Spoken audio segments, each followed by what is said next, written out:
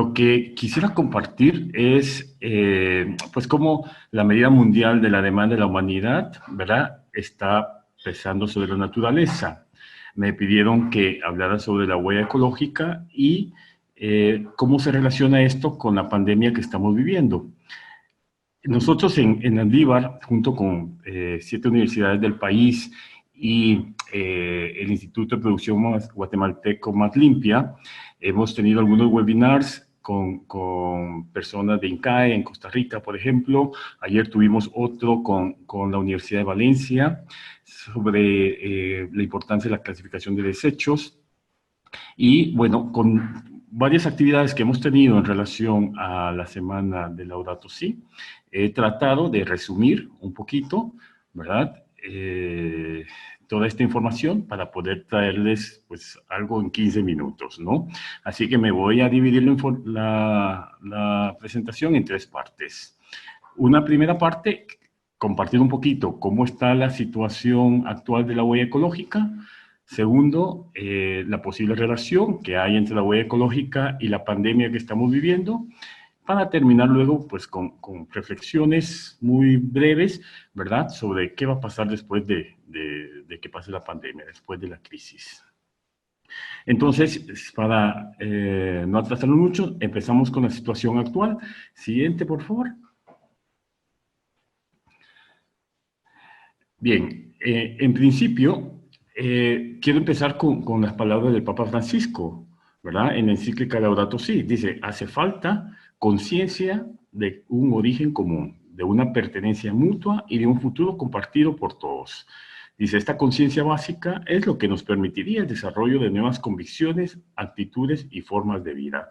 Quiere decir que realmente necesitamos nosotros valorar no solamente la dignidad del hombre, sino la dignidad del hombre y de la tierra.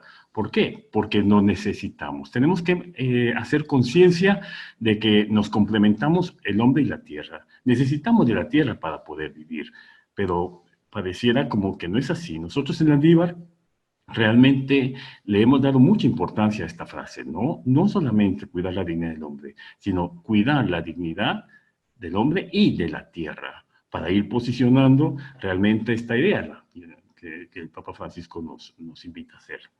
Segundo, ¿seguimos, por favor? Esto es una amenaza que hemos subestimado y no hemos abordado adecuadamente para el bienestar del ser humano y la salud del planeta. Pareciera como que entre más producción, entre más ingresos, más demanda y más consumo, la sociedad normal pareciera que lo que le provee es más calidad de vida al ser humano, cuando realmente esto es muy relativo, porque no es así. Como decía el padre Ivo, ¿verdad? La calidad no está en las cosas materiales, en el tener, sino en el bienestar integral de la persona, que es realmente lo que buscamos. Y entonces, seguimos. Estamos en esta crisis socioambiental desde hace bastante tiempo debido a que estamos viviendo una economía lineal, es decir, producimos, consumimos y tiramos, ¿no? O sea, últimamente vivimos en una sociedad light en donde entre menos esfuerzo, mejor, ¿verdad? Entre menos nos cuestan las cosas, como que mejor, ¿no? Preferimos la juventud de hoy, incluso nuestros universitarios, que todo sea mucho más práctico. Y entonces compramos y desechamos, compramos y desechamos. Y este es el modelo que poco a poco está acabando con nuestro planeta. Y para poder profundizar un poco en esto, pues tenemos el numeral 25 de la encíclica que nos habla sobre la lógica del usar y tirar. O sea, genera tantos residuos por el deseo desordenado de consumir más de lo que realmente necesitamos. ¿Seguimos?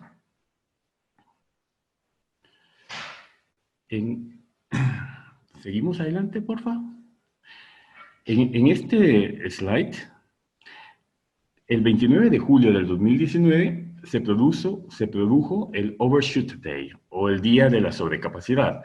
Quiere decir que en 7 meses hemos consumido todos los recursos de la Tierra que es capaz de regenerar en un año, ¿no? Y lo preocupante es que esta fecha del día de la sobrecapacidad cada vez se adelanta con mayor fuerza. Estos datos que yo estoy compartiendo son datos de Global Footprint Network, ¿verdad? Con el fin de fundamentar un poco los resultados que vamos a compartir y que han estado realmente muy de la mano con el webinar último que tuvimos con la gente de INCAE, ¿no? Entonces, si podemos ver en la gráfica izquierda, dice, si la población mundial viviera como Estados Unidos al día de hoy, necesitaríamos 5 planetas o 5 tierras para poder responder a la demanda de la población mundial. Si viviéramos como Australia, necesitaríamos 4 planetas. Si viviéramos como Alemania, necesitaríamos 3 planetas para subsistir. En Brasil estamos en 1,75, que es el promedio global, pero estamos hablando de que casi necesitamos, en términos generales, 2 planetas para poder responder a la demanda actual de toda la población. El problema, seguimos, es que solo tenemos un planeta, ¿verdad? O sea, no podemos darnos el lujo de esperar tener 2 planetas para consumir cuando solo tenemos uno. Y esto, realmente, este exceso de consumo, lo que nos lleva es a consecuencias realmente destructivas, ¿no? En India, por ejemplo, me llamó la atención que a pesar de que es un país con mucha población, pues su consumo de huella es relativamente menor, ¿verdad?, a muchos países considerados como países en desarrollo. Seguimos adelante. Sí, sí. O sea que la invitación es a generar más biocapacidad y menos huella, ¿verdad? La biocapacidad es la medida del área biológicamente productiva existente y que es capaz de regenerar los recursos naturales en forma de alimentos, fibra, madera, capturar dióxido de carbono. Entonces, en la gráfica de arriba, podemos ver en la línea verde, ¿verdad?, nuestra capacidad de biocapacidad, de producir, de que la Tierra pueda producir por sí misma los recursos que necesitamos. Pero desde 1980 a la fecha, al 2020, en estos 40 años que han pasado, vemos cómo la curva de la deuda ecológica se ha incrementado sobrepasando esa biocapacidad, ¿no? Entonces, realmente estamos en una situación de crisis preocupante. En la gráfica de abajo, ¿cuál sería realmente la curva ideal? Pues es poder entre todos, ¿verdad?, todo el planeta, ir alineándonos a un retorno hacia la sostenibilidad, ¿no? Que pudiéramos, ya con los esfuerzos que estamos haciendo, poder recuperar la capacidad productiva de la misma tierra, ¿verdad?, de manera de estar abajo de la línea de biocapacidad, que es la línea verde. Yo puse para poder ayudarnos a ejemplificar de qué estamos hablando, la gráfica de la huella del pie humano, ¿no?, que es la gráfica a la derecha, en donde vemos que la biocapacidad o biodiversidad realmente la componen, como quien dice, nuestros dedos del pie, ¿no? Pero la planta del pie está siendo absorbida por tierra para infraestructura, tierra para generar energía, la productividad marina y la productividad de la misma tierra. Entonces es como que estuviéramos caminando en puntitas, ¿no? ¿Ya? Como que todo el planeta Tierra está caminando de puntillas y esto en algún momento, pues nos vamos a caer, ¿verdad? Vamos a perder el equilibrio y nos va a ir realmente muy mal, ¿no? Así es más o menos la relación de cómo estamos al día de hoy, caminando en puntitas. Esa es nuestra capacidad de producir que tiene la Tierra. Y a esto hay que añadir, por ejemplo, el incremento exponencial de la población mundial. Entre 1968 y 2011, la población se duplicó, llegando a 7.000 millones de habitantes en el planeta. Hoy, según las Naciones Unidas, ya somos 7.700 millones. Y a esto hay que sumarle también la esperanza de vida que tiene el ser humano, el cual ha aumentado aproximadamente en 20 años, ¿verdad? Según también las Naciones Unidas en el 2012. Entonces, en esta gráfica podemos nosotros ver la relación que existe entre la huella ecológica y la cantidad de población que hay en el mundo. Vemos que en el 2008 casi que era muy parejo, ¿no? La barra azul con la barra verde.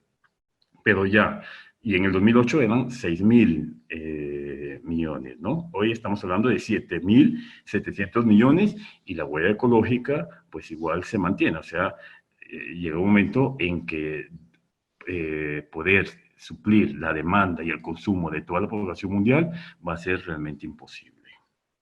¿Seguimos? ¿Quién consume más en el mundo? Entonces, en relación a la huella ecológica de los países, se destaca que históricamente los países más desarrollados tienen los registros más altos en comparación con el resto de las naciones. Es decir, lo que hablábamos antes, ¿no? Pareciera que entre mayor ingreso hay mayor demanda y por consiguiente se produce mayor huella.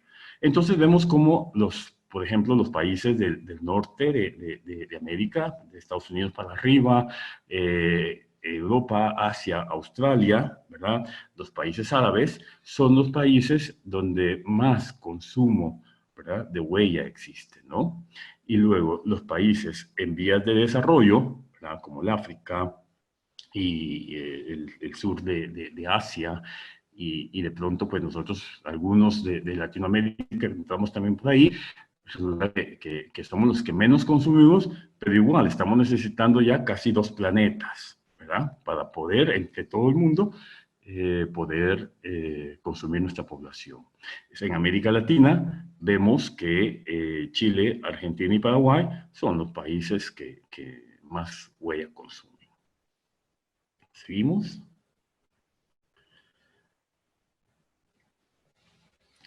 La, esta cantidad de consumo, ¿verdad?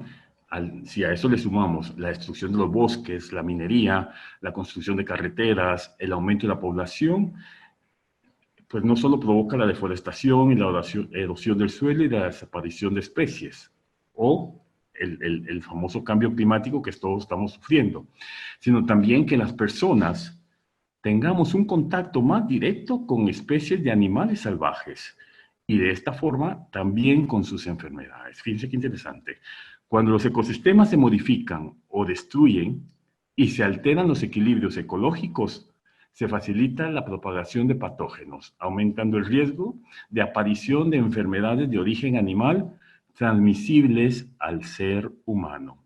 Y pareciera que eso es lo que está pasando ahora con la pandemia, ¿no? Estamos realmente viviendo un efecto de la destrucción de los ecosistemas.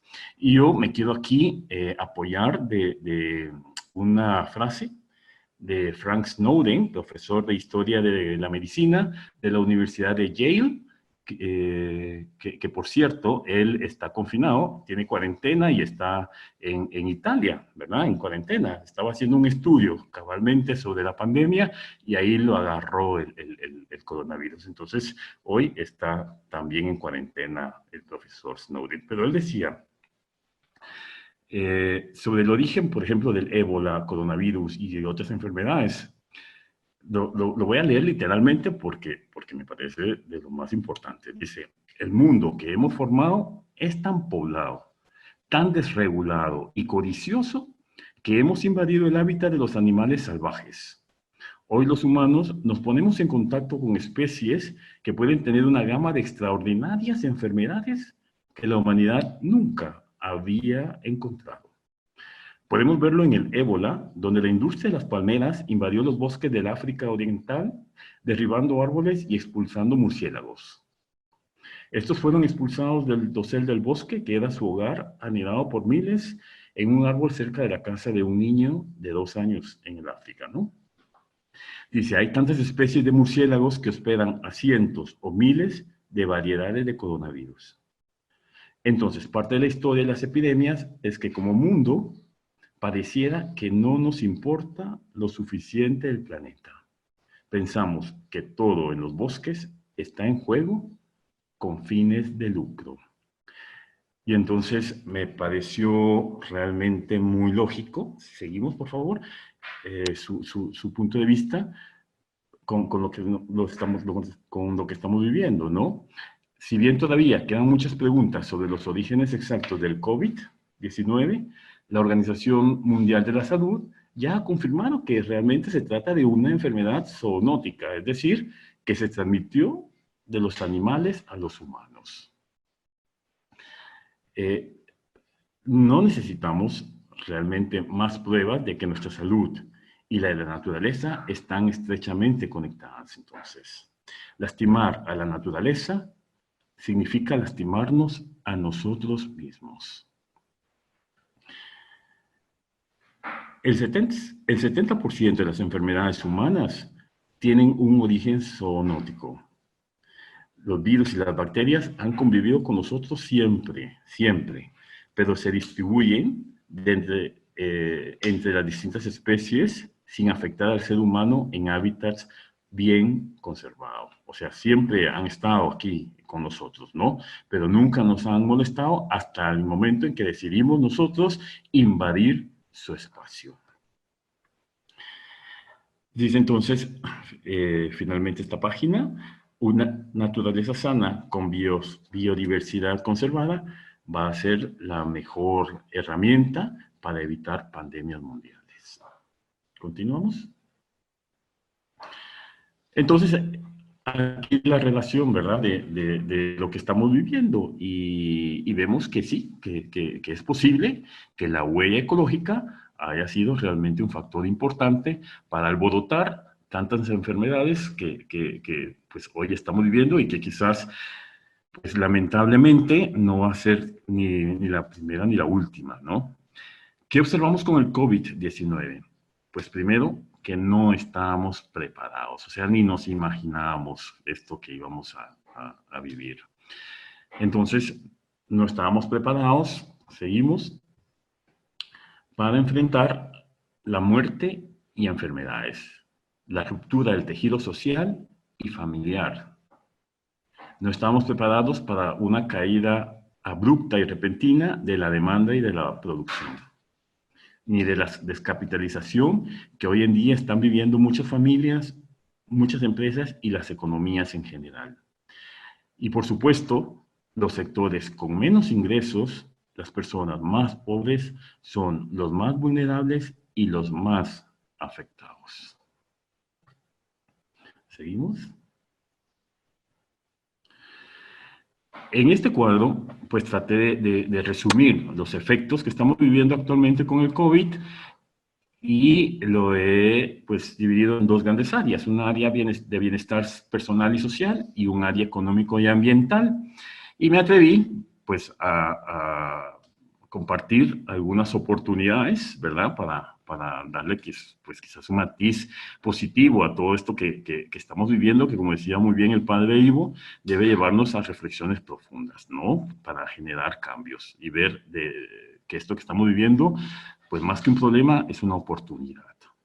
Entonces, a nivel de bienestar personal y social, se ve una realineación forzada, ¿verdad?, a dar prioridades a los valores humanos y espirituales, ¿no? Quizás la familia, ¿verdad?, y la religión para muchos. Y aquí la oportunidad es realmente poder generar pues esa cultura y fortalecer el ser antes que el tener, ¿verdad? Dando importancia a la salud más que a las cosas materiales. Segundo, pues poder promover o fortalecer una cultura preventiva a nivel personal, familiar y social. Porque como decíamos anteriormente, posiblemente esta no sea la última crisis que vivamos. Van a seguir viniendo mucho más crisis si seguimos actuando o viviendo como lo hemos estado haciendo hasta hoy, ¿no? Entonces, necesitamos nosotros pensar a largo plazo. Necesitamos como personas, como empresas, ser más largoplacistas, ¿no? Dejar de pensar al corto plazo y poder pensar a largo plazo.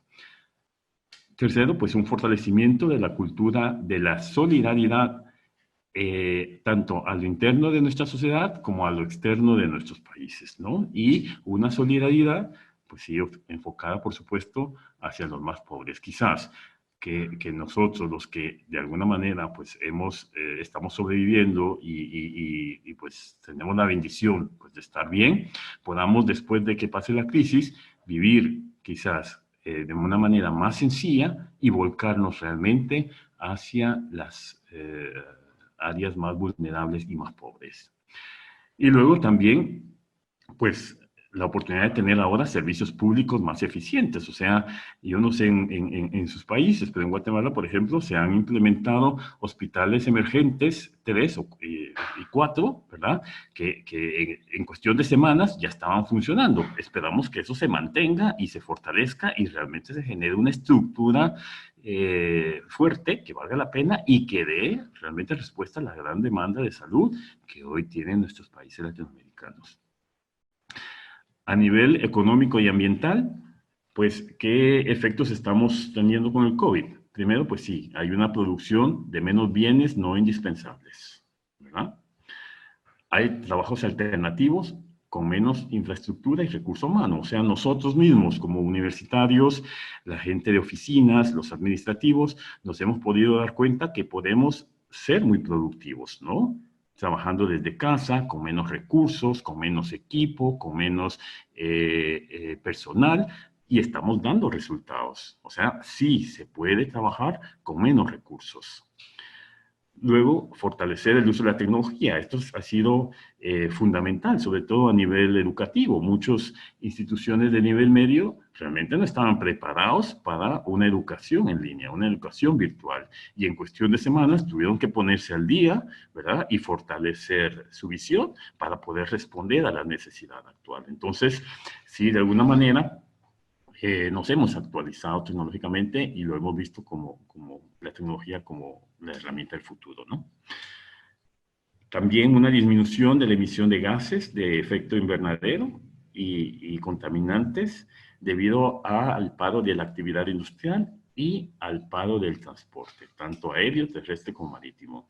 Y según la Global Footprint Network, pues sí, hay ciudades en China,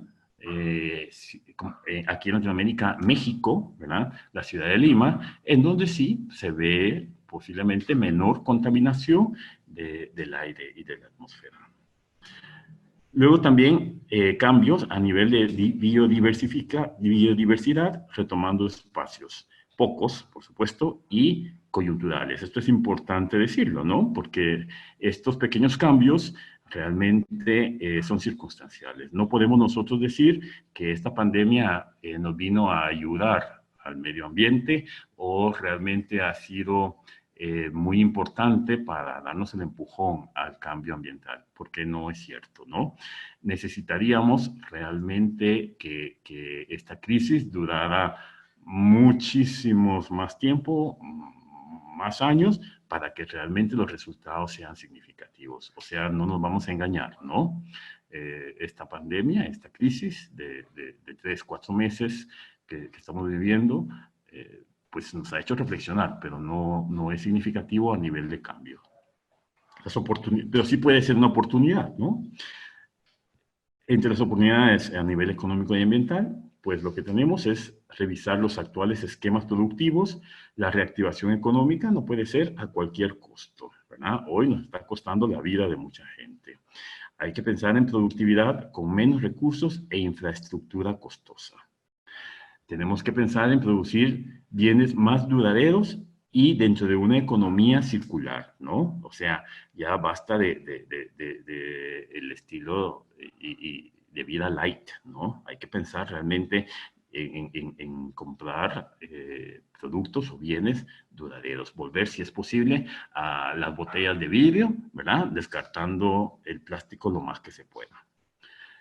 Luego el desarrollo de nuevos emprendimientos, ¿verdad? Que se ha dado mucho a nivel de esto que nos está pasando. Mucha gente pues ha sido muy creativa para poder salir adelante, ¿no? Y poder seguir generando ingresos. Pues esto hay que seguirlo promoviendo. Y luego incentivos Incentivos para la reactivación económica que favorezca a los sectores más vulnerables, ¿no? Esperemos que realmente las naciones puedan enfocar esta reactivación económica apoyando a los sectores más pobres, ¿no? Generando más fuentes de trabajo, generando más educación y realmente con una producción agrícola más urbana, de manera de evitar costos, por ejemplo, de transportes o miles de gastos, que lo que hacen es realmente darle más importancia al consumo y a la huella, al crecimiento de la huella ecológica. Y finalmente, el manejo de la crisis como fenómenos sistemáticos e interconectados. Eso es muy importante porque ya nos damos cuenta que esta crisis, por ejemplo, la pandemia, sí, la verdad es que nos hemos visto en la necesidad de elegir entre la salud y el bienestar económico, ¿no? O sea, está todo íntimamente relacionado. Tenemos que manejar las crisis de manera integral, ¿ok? Me voy a ir más rápido porque sé que ya me estoy comiendo un poco el tiempo. Seguimos, por favor. Entonces, bueno, y a nivel, miren, global, ¿verdad? En el tema de ambiental, pues yo lo que les traigo es la propuesta que hace cabalmente Global Footprint Network, en el cual hay una estrategia que está a cargo de los grandes líderes mundiales, pero que no nos saca a nosotros realmente de nuestro compromiso y responsabilidad, ¿no? Y la idea es que podamos, con tres ejes, que es, uno, preservar el capital natural, que es restaurar los ecosistemas dañados, deteniendo la pérdida de hábitats y expandiendo áreas protegidas con una producción eficiente, que significa reducir desperdicios, ¿verdad? Y manejar de manera sustentable nuestros recursos. Y luego, educando para un consumo inteligente, o sea, adoptando estilos de vida de menor impacto, ¿verdad? Y hábitos alimenticios más saludables, podemos hacer mucho, ¿no? Debemos nosotros apoyarnos de dos grandes pilares. Uno que es la gestión equitativa de los recursos, ¿verdad? Que significa poder ver de manera integral, ¿verdad? La economía con la naturaleza y luego una redirección de flujos financieros que nos permita realmente apoyar o incentivar, ¿verdad? La conservación y el manejo sustentable de los recursos naturales. Con esos dos pilares y con estos tres ejes vamos a poder tener entonces tres grandes respuestas. Primero, integridad de nuestros ecosistemas que nos van a producir comida, agua y seguridad energética y seguir manteniendo la conservación de la biodiversidad o la biocapacidad, ¿no? Esto realmente, les digo, lo maneja muy bien Footprint Network. Allí podemos luego meternos a la página y poder profundizar un poco más de esto. Pero creo que aquí hay un esquema estratégico que si todos lo entendemos, ¿verdad? Podemos realmente apostar por él y seguirlo promoviendo. Seguimos, por favor. ¿Qué es lo que nos espera entonces después de la crisis? Va. Miren, ya se viene en muchas ciudades del mundo la presión social para volver a la normalidad, retomando el rumbo anterior. O sea, la gente quiere seguir haciendo ya quiere hacer lo que venía haciendo antes, sin pensar que lo que hacía antes, que se considera normal, realmente era anormal, ¿verdad? Porque lo que estamos viviendo es un efecto de esa normalidad con la que manejamos nosotros nuestras sociedades y nuestro ambiente. Y eso significaría, volver a lo normal sería volver a contaminar, volver a consumir innecesariamente, tirar basura, desperdiciar y seguir manteniendo ese consumo lineal que nos ha llevado hasta donde estamos, ¿no? Yo puse aquí algunos ejemplos, algunas ilustraciones, el tráfico, por ejemplo, en algunas ciudades posiblemente cuando se empiecen a reactivar la situación económica, pues muchos quizás ya no van a querer tomar buses urbanos, ¿verdad? Para evitar contagios. Entonces, lo más seguro es que empiecen a invertir en comprar vehículos. Y eso lo que va a generar es, pues, más energía, más tráfico y más consumo, ¿no? ¿Seguimos? va a haber generación de incentivos políticos para la reconstrucción económica, pero eso, ojo, nos puede llevar también, si lo concebimos de manera equivocada, a acomodarnos y, de alguna manera, seguir gastando y consumiendo en cosas innecesarias, ¿no? ¿Seguimos? Y, por supuesto, todo este fenómeno, a quien más va a favorecer es a los sectores más pudientes, ¿no? ¿Verdad? Lamentablemente, así es, ¿no? Los que tienen, de alguna manera, más recursos, ¿verdad?